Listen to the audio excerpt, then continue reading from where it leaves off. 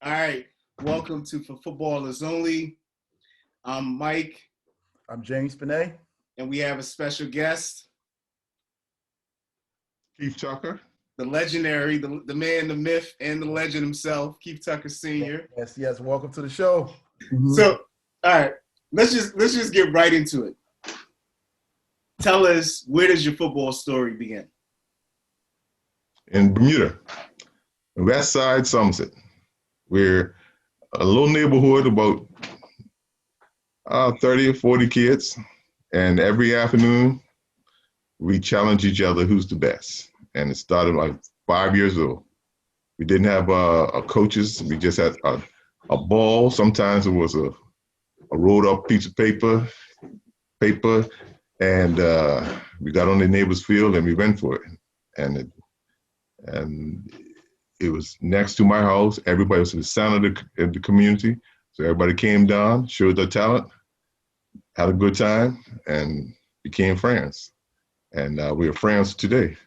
And that's what draws me to soccer in America, is creating an environment like West Side, where everybody learns to respect each other, respect the game, respect mom, dad, enjoy the fun. It's everybody thinks it's a game. This is life right here, and I enjoyed it. And because you got my son with you, he enjoyed his from a little time in my Bermuda away from home. But I was glad to get into it, coaching. Nice. So question, because you, like you said, you started playing at a young age. I know you used to play in the neighborhood. Is there any, did you look up to anyone that was older than you that forced you to play, or you just got into it? Like, how did you get into the game? The older guys in the neighborhood, they some of them couldn't leave the neighborhood neither, so they started playing 2 against 2 and so forth. In actual fact, my next door neighbor, Derek Gibson, who was an extremely talented player, but he worked hard, and he didn't get to play outside of the Somerset area too much. But he and another gentleman who his sons came up to Howard and played for me, named Ralph Wade. Now we're like brothers. I don't think I can get closer to a person than those 2 guys right there. They showed me everything they had dealing with all phases of life. They took us swimming, they played cricket. So, it was a beautiful place to grow up. And that's what I try to create here. Mm-hmm. So you started playing in the neighborhood at 5, and then in Bermuda, at any point did you transition into more competitive playing while in Bermuda? Yeah. See, I best keep it the story then, because we have many neighborhoods in Bermuda, and once you get a certain age, you're allowed to venture away from the neighborhood a little bit. So everybody kind of like came to the neighbor field, and you have the older guys on the big field, and all the younger guys being monitored by other guys on the low, I would say the Sands primary school field, and we showed, there the cream came to the top. There was, I would say, Somerset is about an island, within an island. Mm-hmm. So all the Somerset guys would come to this area and sharpen up their skills. The best of Bermuda's players were on that field. And with the bigger guys, you learn from watching. And I've seen Clyde Bass at his best. I mean, you all know Clyde Bass, right? Clyde Bass he played for West Ham. And I've seen him school girls I'm sorry, guys. School girls that on that field that other people just dream of, man. And I'm telling you the truth, I don't know how to turn off that phone. So I gotta hide it. So once you started playing more competitive in Bermuda. When did you transition over to the U.S.? And when you transitioned over to the U.S., did you also continue playing when you transitioned here? Yeah, I came over here on a soccer scholarship. Okay. I came to America to try to get a scholarship because a couple of my neighbors and friends were playing at Howard. So I came over here, followed their footsteps. But that was after to jump after I played this Somerset, the neighborhood, not the neighborhood, but the area Somerset club. The club is kind of like where all those guys came with the best of the group will play for Somerset. And our format is every parish has their own club. So we have about 20 clubs. So you say two clubs per parish. And this is how our format is on Iraq. We have, so the best of Bermuda play in the Football Association League. And that league also has the youth league also. So I'm trying to think of a comparison. Yeah. But this is the format. What I was trying to build over here was, you got the 8 wards over here. So find a club in every ward so the kids can work in the neighborhood, then go up to the club, and the best of the clubs will be playing in what I would like to see, the DC 11 soccer league. But when you guys get to it. Yeah. So when you back when you were still playing in Bermuda, did you have any football idol at the time? Like any professional footballer that you looked up to? Well, my team had 9 national team players on it. So, and because you don't actually get a chance to go into your position, you had to learn every position and wait for your turn, And, some guys were great dribblers. I wasn't.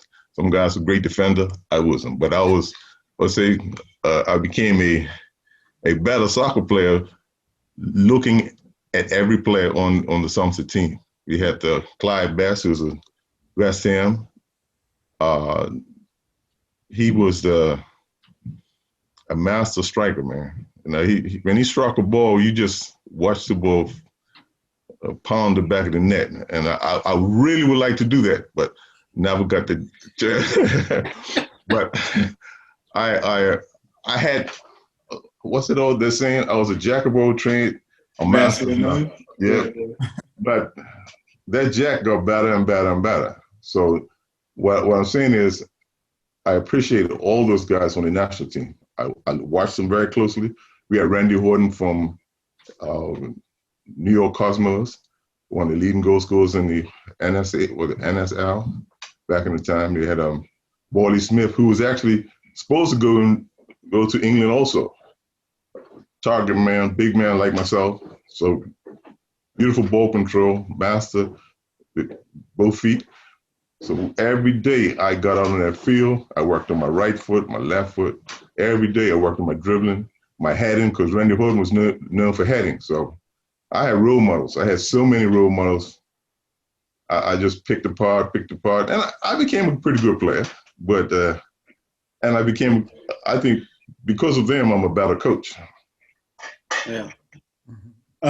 So at what point in Bermuda did you decide, you know what, I'm pretty good at this and I really like this game, so I'm going to take this serious? And, like you said, you then pursue, a lot of your friends were going to Howard, leaving Bermuda to go to Howard on a scholarship or even going professional to Europe. So at what point did you say, you know what, I think this is something I would like to do as well? Well, I was 19, and I was trying to figure out what I really want to do with my life, what type of job. Because I finished high school, I went to a college in Canada, and I won the Canadian Ontario Cup with their college, and going back to Bermuda as a refrigeration mechanic, it was too much competition.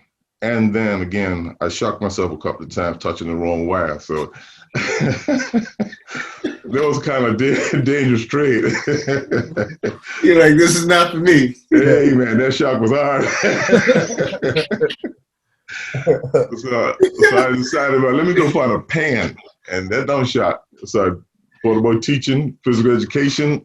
I'm a pretty good cricketer, volleyball. I do everything, jack of all trades, but I'm a good teacher. So I came to Howard and decided, let me see if I can do physical education and get on with the rest of my life, you know. But because of those guys, they introduced me to the coach over here.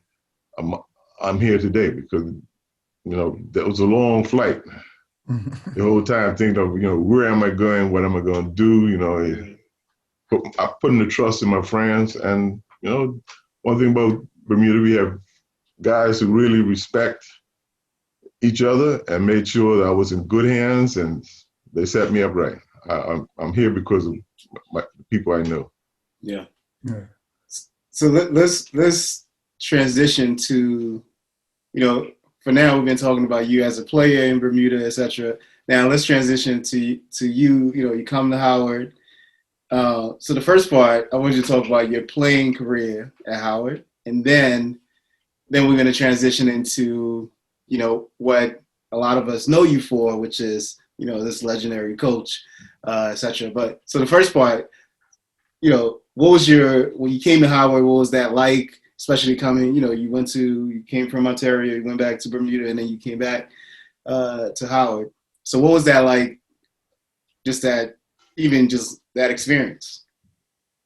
Well, the first day I walked on the field and saw Howard's players. Now, they were the most talented. And I tell you about the Bermuda players. Yeah.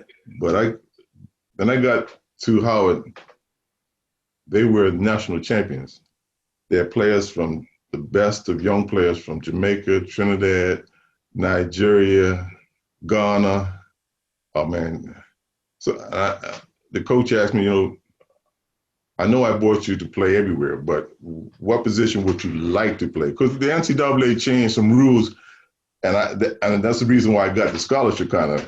You know, Howard had 18 scholarships, but in order to stop Howard from going further, they cut the scholarships down to 11, you know.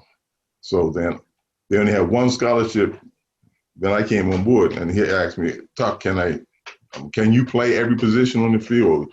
Because I got to get here with 5 players. And I said, yeah, I can play every position on the field. So he asked me at a training session, what position do you really want to work at? I said, I play every position. But because I was so taken by the skill level of the players.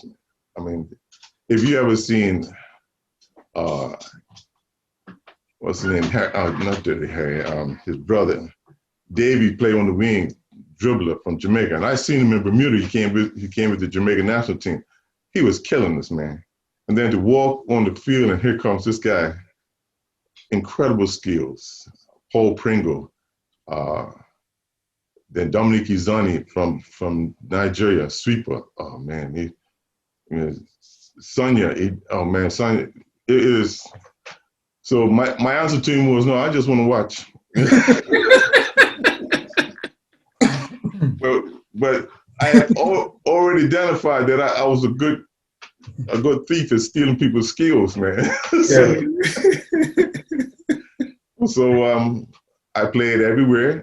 And I played every game, but in one game I started at striker, ended up at right fullback. You know, every time he made a sub, I went backwards. You know, I played midfield, I played center midfield, I played stopper. Somebody got hurt, then I went right on the wing. I'm the right back, and I laughing because I said I started way up there.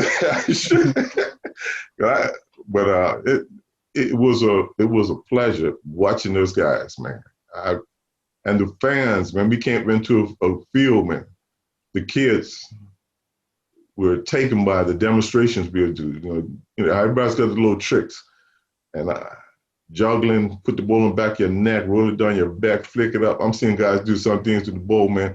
So I said, well, if I'm gonna be out there in my Howard uniform, I gotta sharpen up my stuff. Yeah. So then I figured out which one is the best and which one was the easiest. Hey, ain't nothing easy, man. When you're on the field with a bunch of talented guys, man, because whatever they're doing, they're mastering it. And Dominic Izzani, man, he kicked the ball up there and just, the ball was supposed to go right or left. It went straight up, back to his foot, straight up, back to his foot. Change feet, up, down, then put it on his head. I was blown away. I was more taken of Howard's player than I think the fans were, because I had never seen guys that talented. They were, and my boys, I'll take it, if just in case my boys in Bermuda see this, we had talent. We had a lot of talent. Yeah. But these guys, they mastered everything about soccer, man. Yeah. They mastered. They were great tacklers. They were great dribblers, shooters of the ball. And I found out why, because they trained 4 hours a day. When you train 4 hours a day, anything you can do is get better, man. Yeah. So what was your trick? What was your trick during warm-ups? I like to drop the ball on the back of the net. I have this here, good cushion, so I juggle, drop it, roll it in back, roll it back up, flick it back up, catch it on the knee, stand on it, look around. Yeah, I did that. Hey, they go crazy, I'm sure. Yeah, I did that. Yeah, so. So did you say you came the year after Howard had won the championship? Yeah, 1975. Wow, that is tough. So then did you stay the next 4 years? I haven't been home since, man. No, I mean,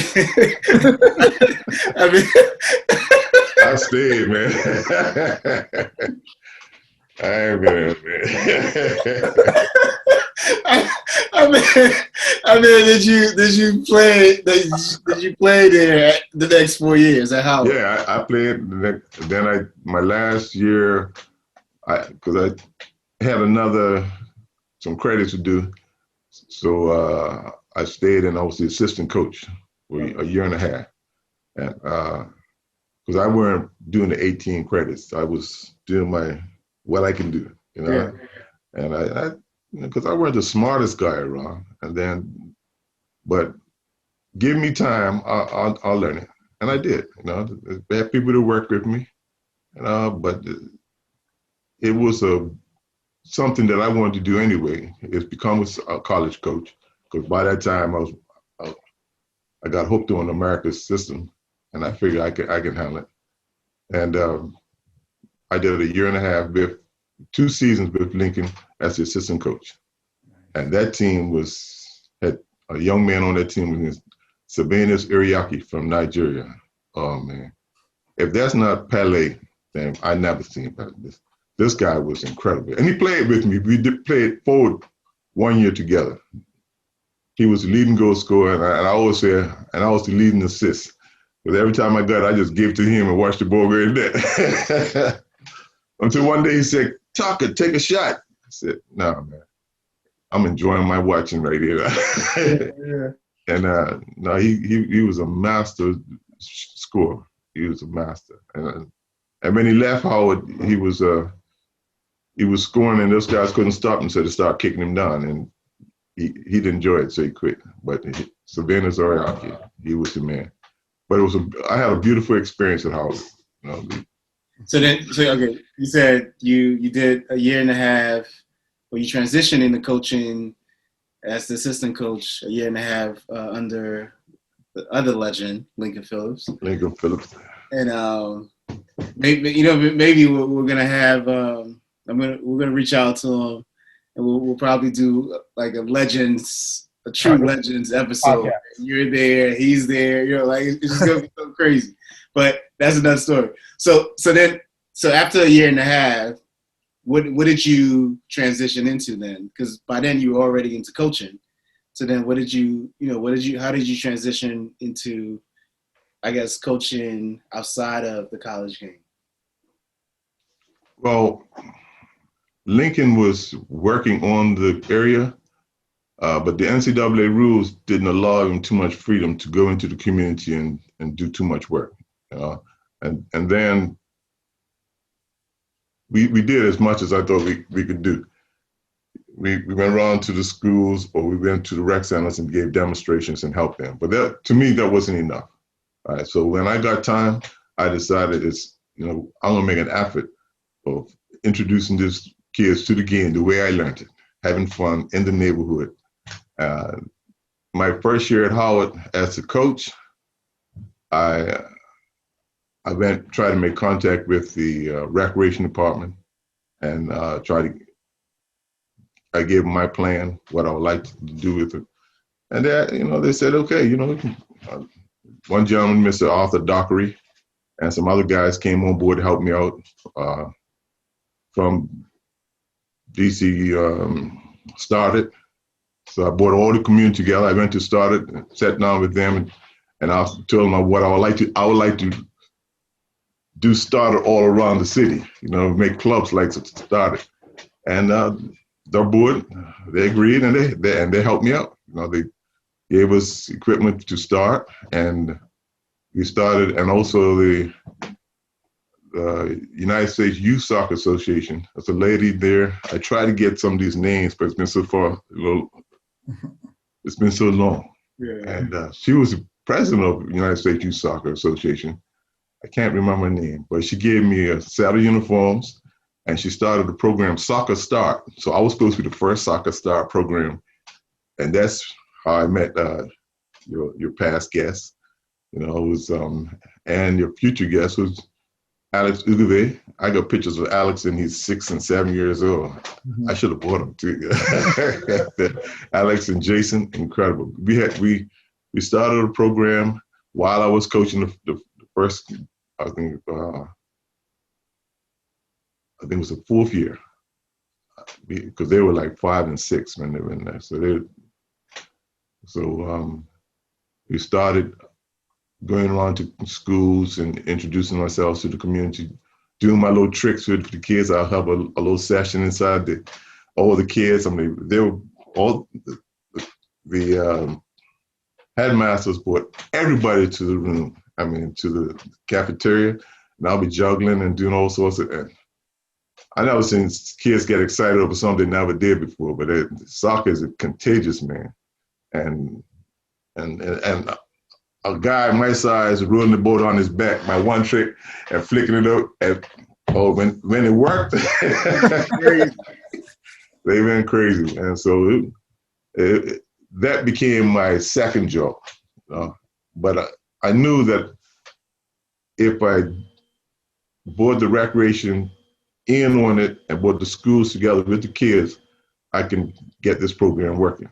And it wasn't easy, but because some people didn't really want to play. This is football, basketball time, and to me, and I'm a basketball player, I wouldn't play football. That hurts. But the younger kids weren't getting a chance to learn how to be teammates. They weren't getting a chance to have a good time or be talented. The little kids, they just can't sit around and watch football until they get 5 and 6, So you got to find a program so they can mature, because this is about human development. Now, this is not about a sport. And that's what, as I was walking around talking to people, I realized that I'm not starting a sport. I'm bringing people together to create a community, and that soccer community, it can't be. Okay, like started big, you got to have people in different areas of the town, and they come together through the sport. But you won't ask 3-year-olds from Southeast to be shipped all the way over to this side of town. You got to have 3-year-old programs in Southeast, Northeast, Northwest, all over. And so I sat down and figured out that if we use the schools as the future clubs and start programs around the schools, then this program will grow. And it grew. it grew.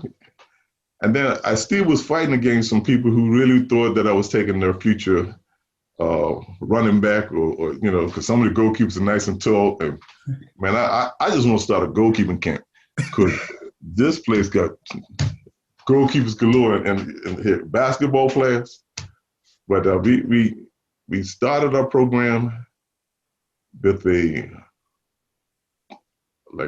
two age group.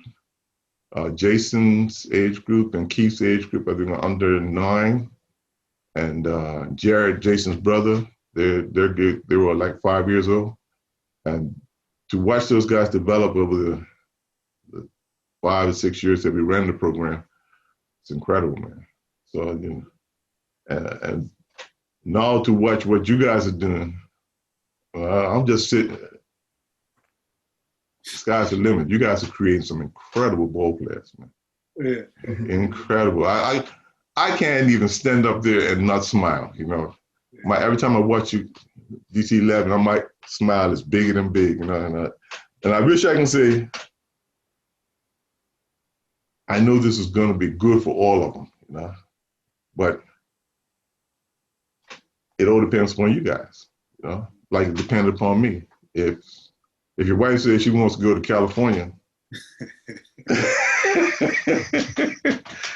yeah, you know what I'm saying? Yes, indeed. So let's go back a little to, you started you started the program in the schools, and it actually, based on what you just said, was that the beginning of DC Scores, or did that transition into DC Scores? DC. You said DC Stars, I think. I know.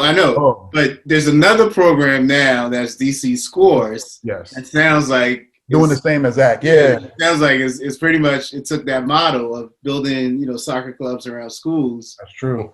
Well, DC Scores was started after my program. It was started with the assistance of the World Cup funding. Yeah. And this Miss Kennedy started DC Schools. She said she would work the schools, which was great, and I'll do the recreation center. And as we started, because it was kind of difficult in the schools, there was a gentleman, Menace. He came over with the DC Schools program and played with the rec for a while when we getting started. But her program was basically started right out of the World Cup soccer funding. And so when that started, is that when you and Chris and Jim started Washington Soccer Club? Once all those guys got up to about, they get 9 years old, actually 7, 8, and 9, we went into our select program. So 8, and Jim knew, but we all sat down and said, there's areas that we got to get into. If we're going to start a club, then we got to know what is needed from that club. So Jim went to Virginia. And if we're going to also start an association, we need to know what the other associations were doing. So Jim Ferguson went over there and learned what a Washington Youth Soccer Association would need. So right now we got all the things needed to start our own Washington DC program. But Jim is very experienced in everything. He's started the soccer, at a certain level. But right now, he's the most knowledgeable person when it comes to the rules and regulations of the United States Youth Soccer Association. Just waiting for clubs to get going so we can kind of like pull away from Virginia and Maryland and create our own environment, which is something we can talk about that later. But that came after all the players got to a point where they needed another experience, and we had to give it to them because we had talent. We had talent. You see Jason, on that field was a bunch of Jasons, and the hardest thing was keeping them because a lot of them couldn't travel. We had a group of parents who pick up people, so that became a problem. Then the funding became a problem. So it was a group of us putting money together to get, pay for all the bills and so forth. Then seasons, when it came to that, the fall, I couldn't coach because I not only have Howard, so I had to. So we needed to have our own program in Washington D.C. We needed not to travel all the way to Virginia, an hour and a half down the street, an hour and a half back just to play a game, which, if you're experiencing the communities, you run into some people that really I don't want our kids to be associated with. Yeah. Run into some kids, some nice kids though, but I didn't like the negative part of what my boys did. So I worked even harder to get that Washington Youth Soccer Association program going. But it's, you call me a legend. I really think I not failed, but I just needed help, and right now we need to get everybody together so that it doesn't become a stressful for a person who loves the sport, but also who wants to see the kids play the sport at the highest level. And to play it at the highest level, you got to be in total control of your community. And a football association is how you gain control of it. And I know everybody wants to be a coach. Everybody wants to see their son out there doing the thing, but you need an association so that when somebody is good enough to be on the national team, you got somebody backing them to make sure somebody doesn't knock them at the knees. And because if you talk to Jason and his experience trying to get to the national team, that was, and I didn't know all what Jason went through. I know I started it off, then things happened, but to listen to it is like, man, that's incredible. Yeah. But there's some other stories that he didn't say that, oh man, basketball could have been nicer, but it's something. Yeah. So not just Jason, as I know and talk to a lot of these guys. And one of the things that comes up a lot is the work behind the scenes that you took on personally for them, right? Like, so the advocacy work, I don't think it came up in, say, even in Jason and Alex's video, but from conversations with them and a whole bunch of guys, not even just them, but like other guys that we've interviewed and are going to be on later, and guys we haven't even interviewed but I've talked to, etc. Talk about you go into, like, after they're on another team, you go into practices and talking to the coach about like what's like why do you have this superb master forward playing right back. And just doing, boom, boom, ball, just kicking the ball, and going back and forth. And so, that's what, of course you have all these accolades and stuff, but one of the reasons, I wanted to make sure you came on here was to give you your flowers. So that, one, I'm sure people know of, the awards and all the big things, but there's a lot of people who don't know about, the things I just said, like all the real work, advocacy work that you did for hundreds of guys in the background. And, one, I want to say thanks for them because, they all, express gratitude to me about it. So the first thing is, to say thanks. And we need more of that, the selflessness of someone who knows the game and who's in a position to help someone else actually goes forth and and help them. So that's the first thing. The second thing though is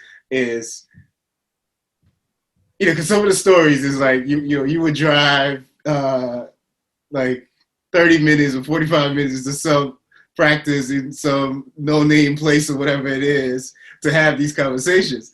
And so I'm just trying to, just get a sense of what was it that drove you to feel so moved to have to, advocate for all these young guys?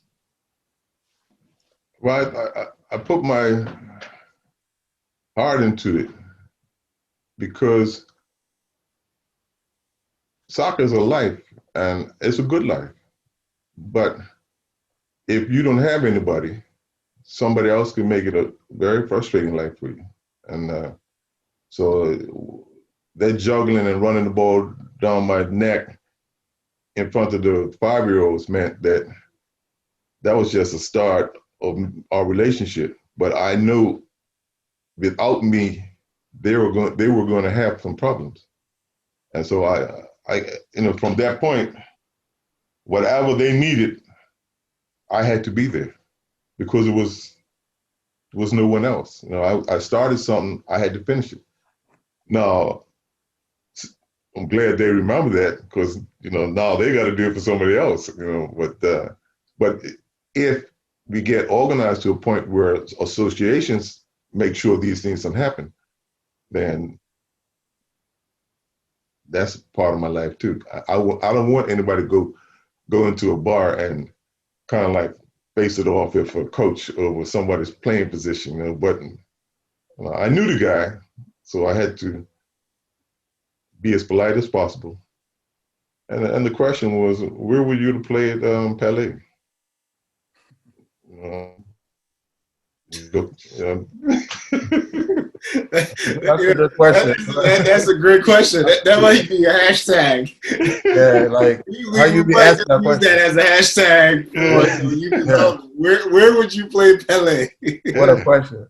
Yeah. Yes. And he said, "Okay, Tuck, what's wrong? What's wrong?" And we talked, and I said, "This was a ODP. It's a program review selecting the best players," and he understood. When people do certain things for a reason that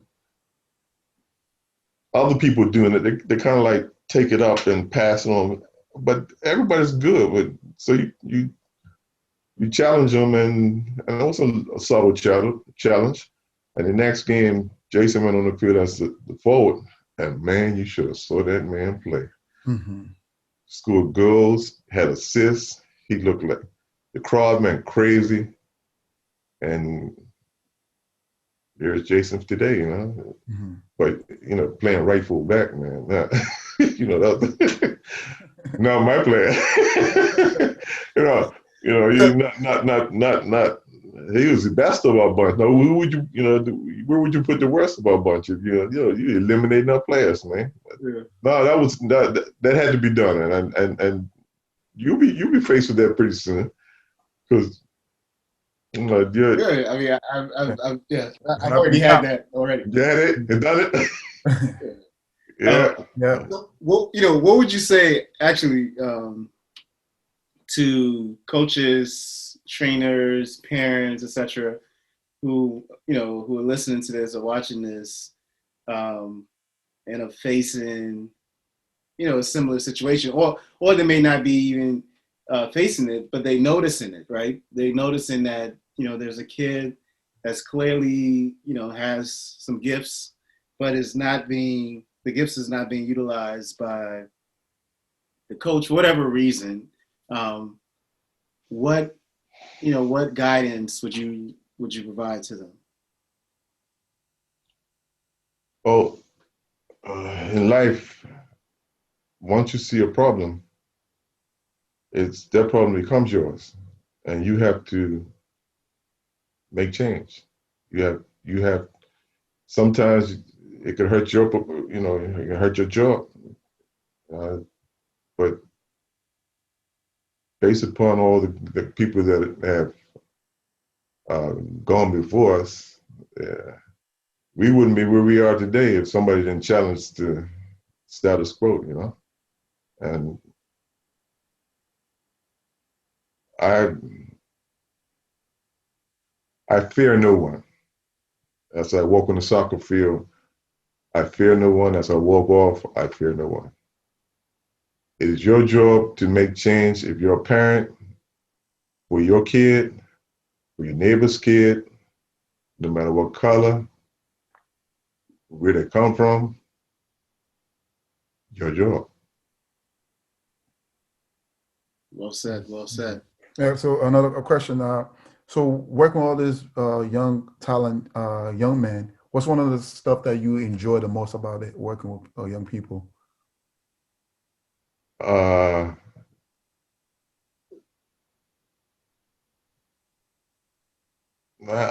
would say watching my skills come out in somebody else, but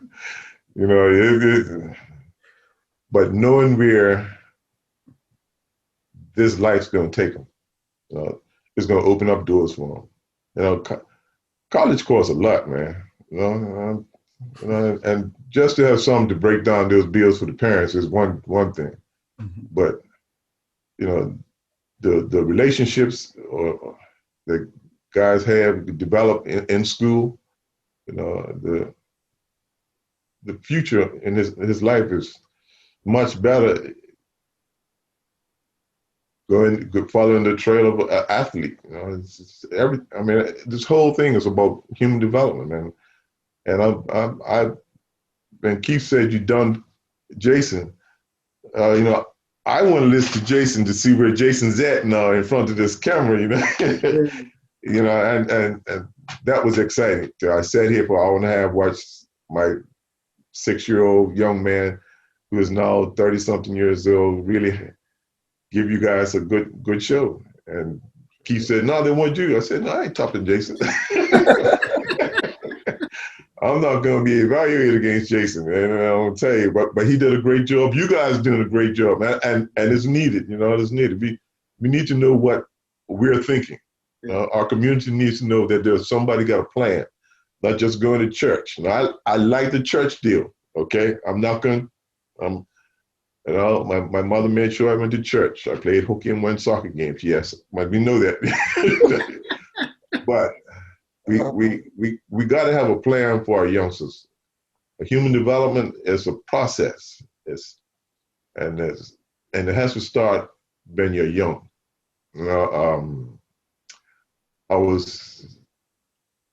My hair was reminding people of this of a gentleman, Frederick Douglass, and as many times as I walked the streets, there, Frederick Douglass,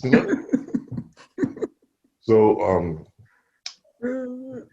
I went to the computer, beautiful thing, better than going to the library. Went to the computer, hit up Frederick Douglass, and find out what made Frederick Douglass special. And one of the things I learned was one little quote he has. He has many quotes. And I'm going to try to remember it because I'm going 65 and can't remember too much too long. But it is easier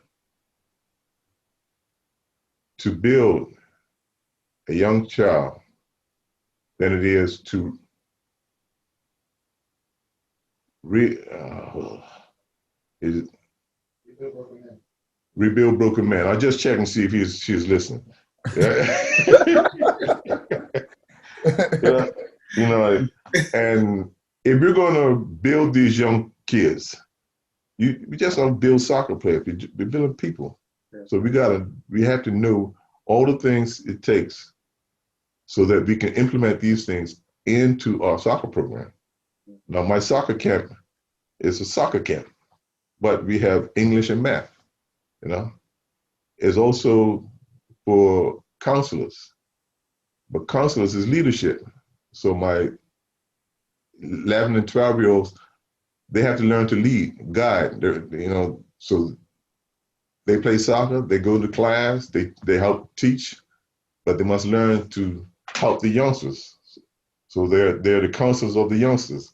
So walking at 11 o'clock, you see 6 or 7 different groups walking across campus, changing classes and so forth.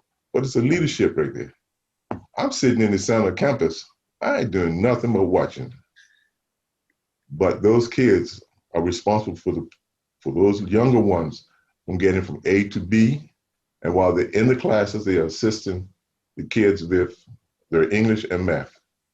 When they're with the soccer program, they're assistant coaches. When they're in the music program, they learn how to play music. That's life. Yeah. You know, we just sat here the whole summer teaching these kids things that they won't get an opportunity to show their leadership skills, a lot of them, and we're making sure they do. But that's by sitting down and going to Howard and listening to all the teachers and instructors, I realized that that's step by step. These kids are going to be better people because of a soccer game and a great program that introduces them to life and gets them prepared for life. So being a team, you know, you got skillful players and you got skillful people who can talk, you know. You sit down behind the camera and have a good time. But somebody's got to hold the camera. Facts. You know, so and edit.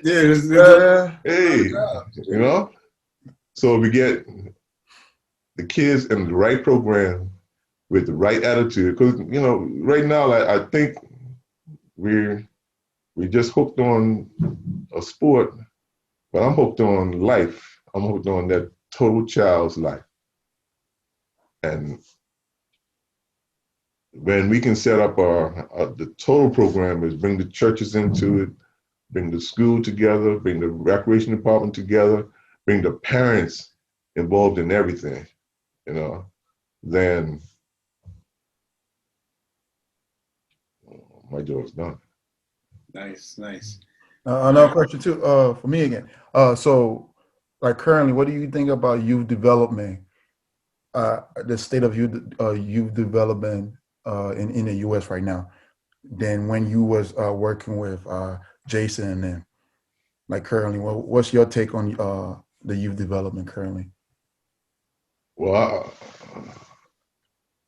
I had a problem, and because coaches of the past were parents, and many parents didn't know how to teach the skills.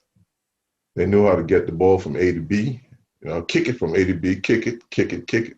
So they didn't stress too much skills. If a kid wanted to have all those skills, he had to go teach himself or find someone. But today, you got soccer players all over the place, man. And, you know, everywhere I go, the kids are being taught how to develop their skills as individuals, how to operate within a team. Because first, you got to have those skills to control the ball and then make the pass. And we're doing the right things, man. And I'm not going to complain about some of my friends that have control over the whole United States, but they didn't do the right thing. I'm not going to complain about that. I already did enough complaining. But right now, did you see that? Did you see the future America's team? How am I excited? Oh, and that's come because somebody got mad and said, "I'm not kicking this ball. I'm dribbling. You know, I'm passing this ball about the field, and I ain't going straight to goal. If there's 11 players standing in front of the goal, I got to go find a way to run, and so I got to be patient with the ball." The level of youth development is incredible. Still got a ways to go because you're going to still play against old time guys who, as you're dribbling downfield or playing the ball, they can get one chance to kick it down over their head and then run down and score and jump on the wall. Yeah, we're better. You're like, ugh. And you have to be patient. You know, if you're teaching the skills, you got to stick to it. And they're going to win with the skills and they're going to lose with the skills because you got some teams have some very athletic guys who can push the ball out in front and run. If you're still developing your athletic abilities and this guy's fast, skills ain't gonna help you catch him up. you gotta wait. So, but truthfully, the times have changed. We can definitely see that you guys have been doing your job. You know, coaches of today are doing an incredible job, man. And I'm excited because if the level of soccer has changed in 20 years to this point, if the United States national team got the whole United States excited, the whole United States.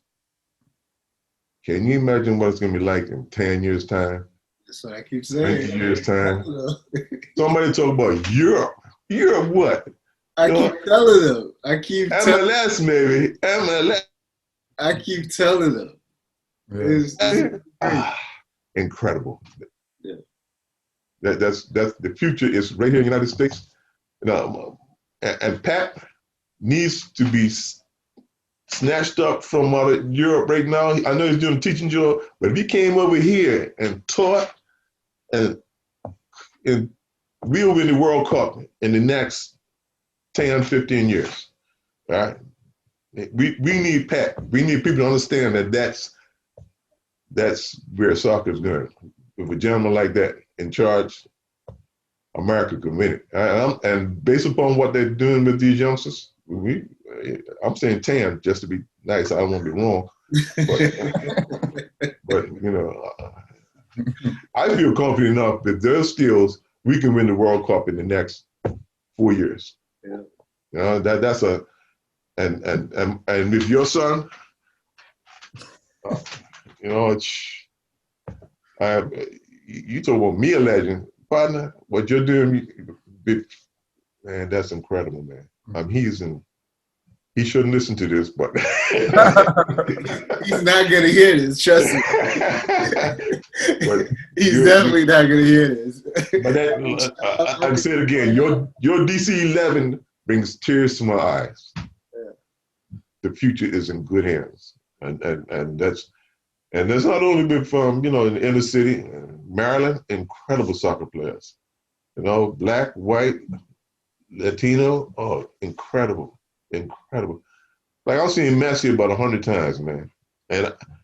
And I saw Miss Messi. She's out in Southeast now, waiting for a team. She's running track. But how many girls we can get playing soccer in Southeast Washington D.C.? Yeah, it's that's. But I saw her shoot a ball. She dribbled, turned on the ball, and struck it. It's a thing of beauty. Yeah. Since you brought this up, this is a question we always ask. Who are your top 11 footballers of all time? And this is your list. Now, see, now I heard that question with Jason. See, but you have. I grew up in Bermuda, and when I evaluate a person, it's based upon the joy he brings to my heart. Yeah.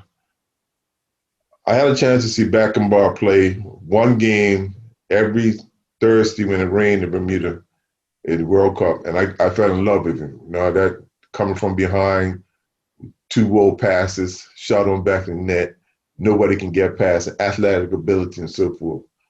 But I'm a homeboy, man. You know, I've seen Sylvain Zuriaki for 4 years, man. I still didn't see a striker like him. You know, I can tell you, that's straight out of Nigeria's Olympic squad. We snatched him out of Nigeria. He's up in Chicago doing something, but I still haven't seen a striker like him. You know, that his Ian Bain from Trinidad, the man 6'2" runs back and forth on the field. I don't see him on the TV. I watch TV every day. I still haven't seen an Ian Bain on the TV. You know, Kiefer Cree, who my first experience was, he's an All-American from Howard. My first experience with playing against him, there's two guys from Howard telling me what to do. You know, all three of us going to be needed to stop Kiefer Cree. Wow. And when he turned on all of us, well, all I can remember is he and running to go and scoring. And I turned it down and said, we tried. You know, this man was incredible. And, you know, that's, I'm trying to, Davy from Jamaica, a skilled Cole. You know, it's nice to say, yes, so this and so, but skilled Cole, man, skilled Cole. If you've seen skilled Cole, and I saw him twice in Bermuda, he was right there, man. I was right here. And I still don't figure out how he brought the ball down, how he pushed it through somebody's legs and brought it back through the man's legs, because the guy put a whole lot of effort to go back. He put it back through the man's legs.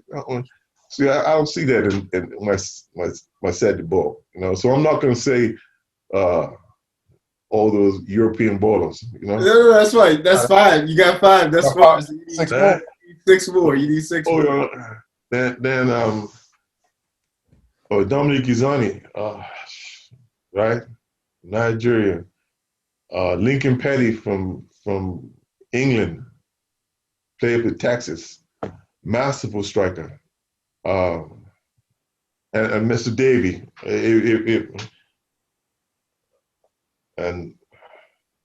But then there's another one, Sunday Edigwe from, oh man, you know, Alvin Henderson from I watched him play against. Oh man, these guys, they were work. And then again, I just say Clyde Best from Bermuda. You know, Clyde Best. All right, that's a great list. Yeah, and I figure they can beat anybody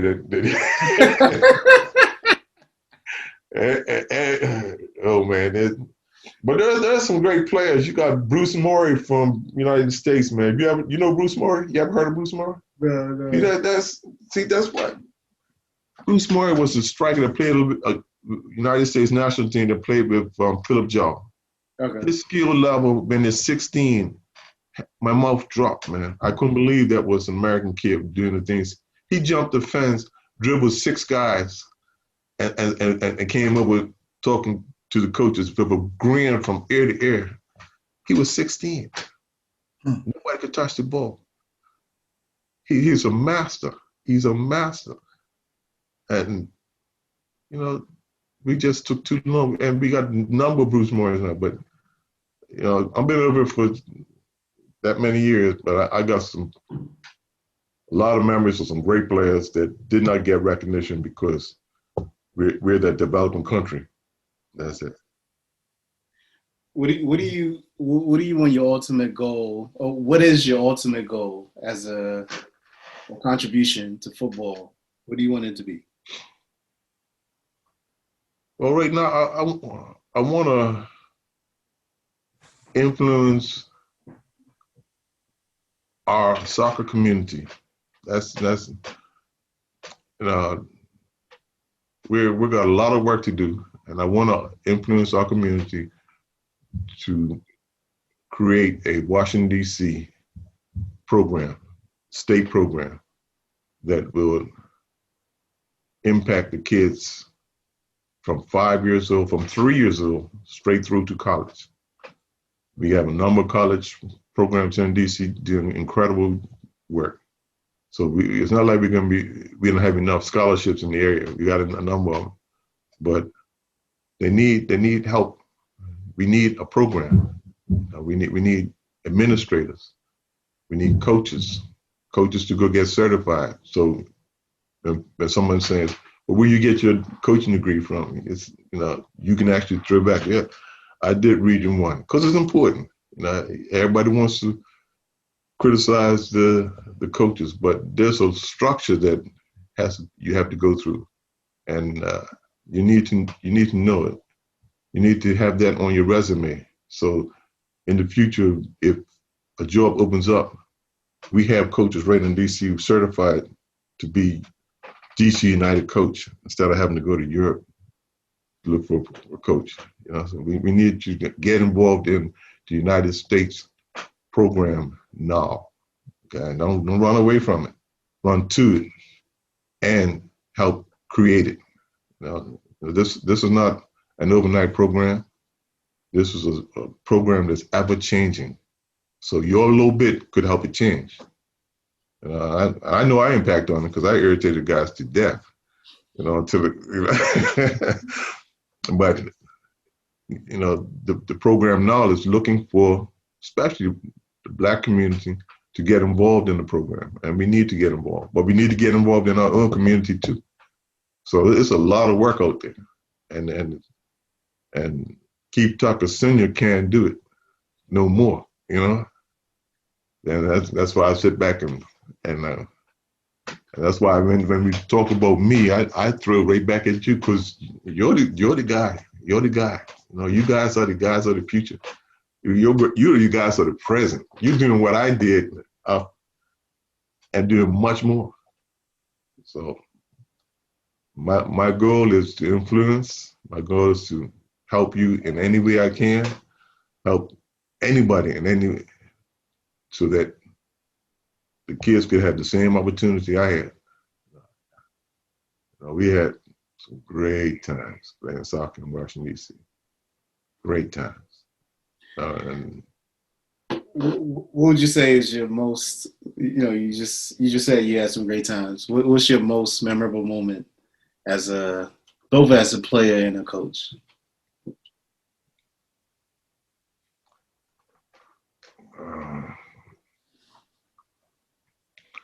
Well, I had a good 1970 season, 77 season.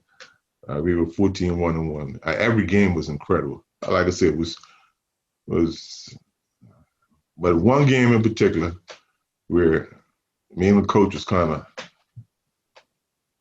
upset. I was upset because I like sitting on the bench, and I got off the bench.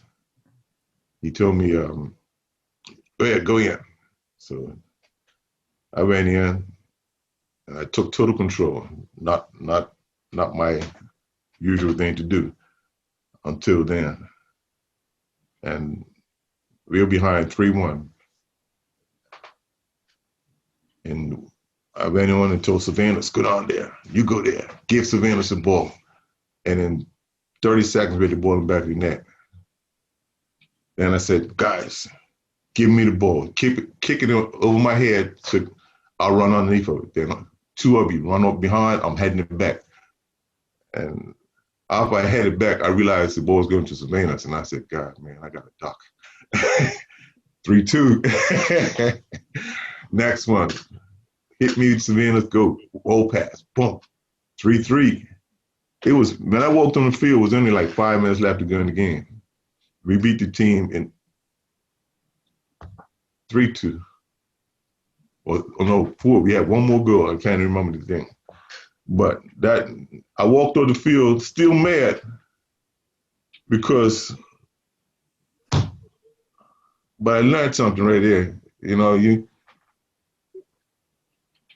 I wasn't supposed to go on the field because I got hurt and I was coming back from my injury, and Lincoln was waiting for me to get over my injury. But you can't tell a young guy, who wants to play, go sit on the bench. You got to go over and say, Chuck, you're not ready yet. It's a long season, so I can go sit on the bench for no stress. But I was, and I learned because then I realized as a person, I was not respectful to my coach. And, because although I didn't say nothing bad, but I didn't say nothing. I'm a team player. And on that field, my team needed my help while I was on the sidelines, but I wasn't in the frame of mind to help them. So I lost the opportunity and then I had to correct it, which I did, and which I smiled about, but it was a learning experience for me. And we went 14-1-1 after that season, and I think we had the best team in the country, but we had a problem and we got suspended. But that team was an awesome team. We would have been the next national champions, that from Howard University. And with the team we had was a large group from Nigeria, Olympic squad, incredible ball players, man. And we were the best. But then again, the Final Four, you can't get better than that. But we lost in the finals. But every experience was a good experience, even if you lose, man. And I watched guys cry, and I watched guys cheat, to get there, to cause to them to cry, But I said, hey, next year, that's it. Every experience you can learn from it, and I learned that next year we're going to be super fit. We're going to be this, we're going to be that, and we were. We came in super fit, and we got beat in the same team beat us in the quarterfinals, but that was the first time they got manhandled in their, Indiana in Indiana.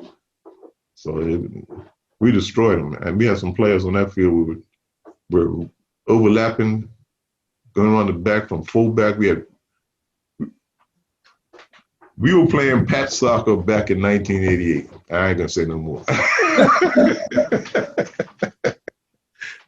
We were overlapping it from midfield, fullback. And I'm pretty sure Shock would have came out of goal, take a shot at it if I'd have said Shock tried to get me a goal up front there, and who was probably one of the best goal scorers around too. But those two, I'm always learning, learning experience. Love it. Wow. Cool. Well, it's been so many Jews, man. Yeah, it's been a pleasure. Beautiful. Like I said earlier, one of the reasons. Well, generally, this platform is, to talk all things football. It's definitely to share. There's like you even said this. There's so many stories that are not known out there, and that's a big part of what for football is only the platform is. But definitely, one of the reasons I wanted to get you on was because you're almost like there are a few guys, and you're one of them. Like you named Lincoln Phillips, Cav is another one, but there are a couple of guys that are like so many people connect to them. Like you guys had so much influence on an entire generation of footballers, and folks should know that outside of those guys, because those guys, of course, talk about you guys, with a lot of respect. But I think that the general, if you're a footballer, you should know the Keith Tucker Senior story.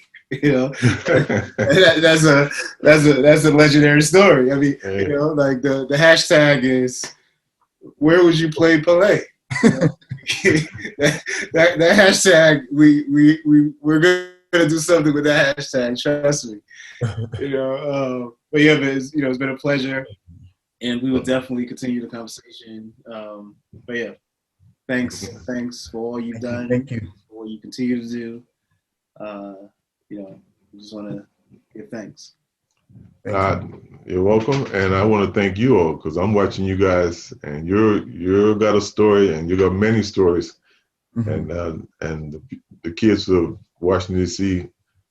had the right people in charge, man, and guys you're not followers, you're leaders. Here we are, on TV. You guys are leaders, and keep leading. And if you need me, I'm watching, man, because I think you guys are doing a great job on the field, off the field, and but just remember you can't do it all by yourself.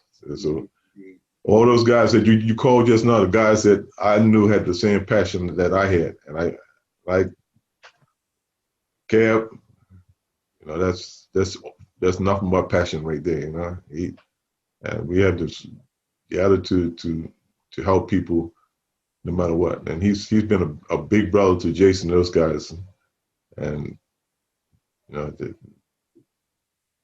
you guys are next on the list. You know, it's your turn, and I'm sure Cab's there whenever you need him, and all the rest of them, Lincoln Phillips and all.